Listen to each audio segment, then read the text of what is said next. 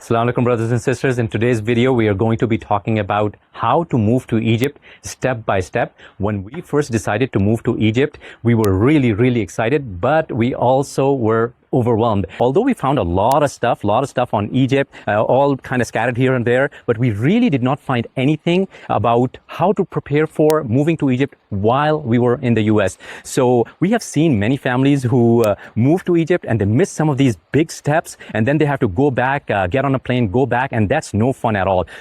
So let's get right into step one. Is Egypt right for you? And what is your purpose of coming to Egypt? I would not choose Egypt first. I would choose my family's goals before I even choose Egypt. So you have to really answer three questions. The first question is, why are you coming to Egypt? The second question is, how long are you going to stay here? And what do you plan to accomplish at the end of your stay in Egypt? For us, it was really, we were planning to move to Egypt for the longer term. So for us, we wanted a comparable lifestyle, a comfortable lifestyle. So we made the decisions we made because of the purpose we had in coming to Egypt. And even if you say, okay, you know what, I have decided my purpose is to come to Islamic school or Quran school or have a better environment for my kids. Even if you decide that, the question then becomes can you legally stay in Egypt, and can you actually afford Egypt, and do you have the income to sustain yourself in Egypt? So sit down with your family, do shura with them, get these questions answered, and once you know the answers to these questions, the rest of the decisions that you're going to be making are going to become very simple. They're going to follow in line. So what worked for your friend who moved to Egypt might not necessarily work for you. We have seen after moving here, so many families, we've talked to so many families who moved here because their friend had moved here and they said, hey, why don't you move to Egypt? It's so affordable and you can get so much accomplished, only for them to come here on their friend's suggestion without really doing the research and finding out that they actually resented it. We've heard many families say they resent coming here, not because something to do with Egypt, but because they did not answer those questions that we just talked about. So if you answer those questions, inshallah, your purpose is going to be clear and you are going to be able to make the rest of the decisions and prepare moving to Egypt. So the next step is researching Egypt. Whether you are researching on the ground in Egypt or you're doing the research while you are still sitting at home, it is very important to research Egypt, research the cities, research the schools, research the neighborhoods, research the rents. But what a lot of people get wrong is what order to do it in. So most people, when they come to us, they say, oh, what are the rents? What are the neighborhoods? Where can I find an apartment? That is not, that's absolutely not the first question. The first question should be, what is your purpose, which we already discussed in the previous step, and then schools, and then city, then neighborhood, and then we can start talking about apartments and rents. And we know of many families who have done this upside down in the wrong order. And then after a little while, they end up in the wrong city, in the wrong neighborhood, maybe in the wrong apartment. Maybe they're too far from the school their kids are going to. And over time, these things just add on one on top of the other, and they start resenting it. I know a family personally, a couple of families personally, that said that they came to Egypt, they lived here for a little bit, and they just left after a while. And they said they would never, ever come back again. Really, guys, it's not about Egypt. It is really about how you do, what your purpose is, and how you make these decisions. So doing things in order really will save you a lot of time and money. What we're discussing in this video and all the steps, this is just an outline. We have a full roadmap with a lot of detailed steps and things that we have learned over the last 12 months with a lot of videos and worksheets. You can always check that out on our website. And now let's just get to step 2. So step 3, things to prepare at home before you even take the flight. So a lot of people, what they do is they book the flight and then they start planning and preparing and all of that. But there are so many things to think about before you even book that flight or take that flight. Some of the things, for example, your documents. What documents are you going to bring with you? What are you going to do with your home? Are you going to sell it? Are you going to rent it? What are you going to do with your car? Are you going to sell it? You're going to keep it? How about your credit cards, your banks? How are you going to declutter your home? What are you going to bring with you? What are you going to keep behind? All of those things and much more require a lot of thought and a lot of preparation. So let me just talk about, if I were to talk about these things in detail, it will take about 3 to 4 to 5 hours to talk about all of these things. But let's just take 2 things really quickly. One, your phone number.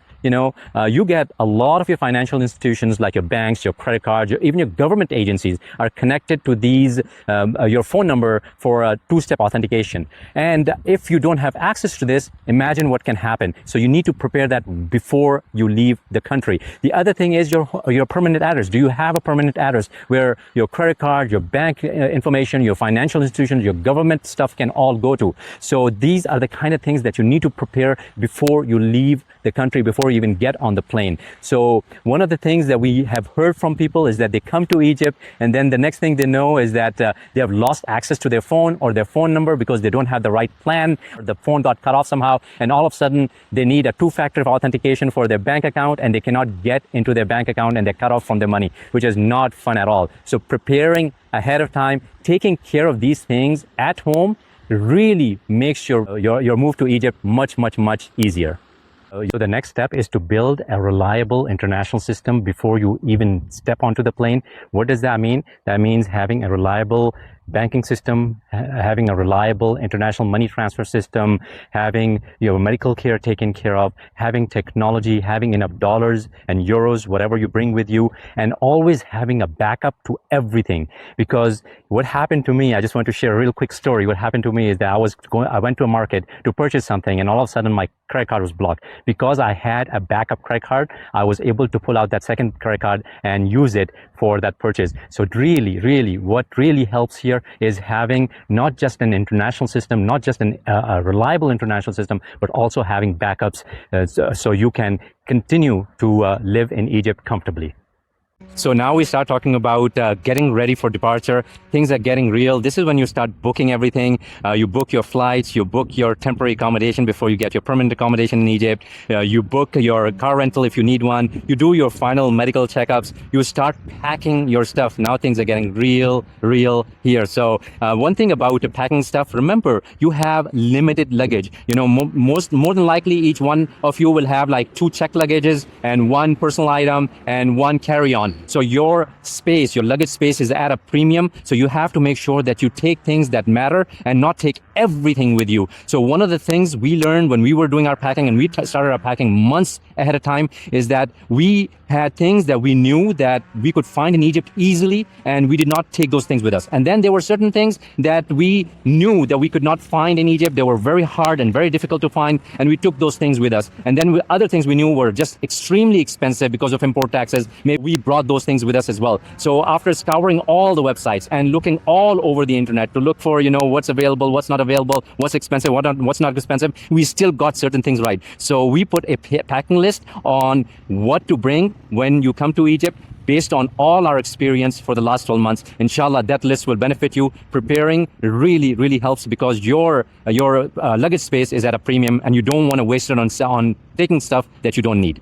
Let's start talking about the last 30 days. Now the real countdown begins. This is when you start executing everything that you worked for throughout these months, preparing for your move. This is not the time to make big decisions. This is not the time to plan. This is the time to execute. You start wrapping up everything. You get your final documentation. You confirm your flights. You make sure that your home is taken care of. You make sure your car is taken care of. You make sure that your medical is taken care of. You make sure that the technology and everything is taken care of before you even step in Egypt. So one thing I wanted to highlight is international driver's permit. We got our permit when we were in the US, and when it came time to renew the driver's permit, the international driver's permit, we found out the process was very difficult. And while it cost us only $20 in the US, it is costing us right now $120 to $150 to get it done here. So these are some of the little things. If you take care of them before you come here, you'll save so much time and so much money. And we've highlighted a lot of these things in a lot of detail in the roadmap that you can find on our website.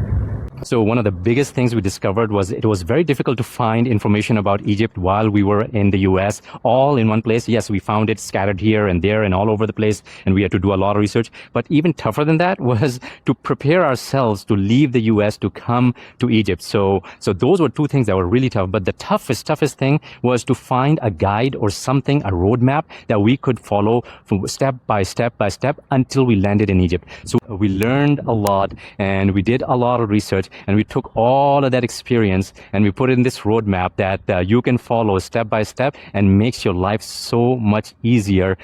So what is this roadmap? This roadmap is a collection of 40 plus guided steps, private videos, planners, trackers, and a master plan that will take you from the day you define your purpose to the day you land in Egypt, all in a very, very organized fashion. And one of the things is that you can do it 15 minutes a week. If you're busy like us, you can do it 15 minutes a week and still make it to the finish line in a very, very, very comfortable and organized manner. If you want to know more about this roadmap, you can go to our website, which is in the description. May Allah do what is best for you and your family and your kids. May Allah bless your journey. May Allah bless your hijrah, and may Allah make your time the best one in Egypt. Ameen Ya Rabbil Alameen.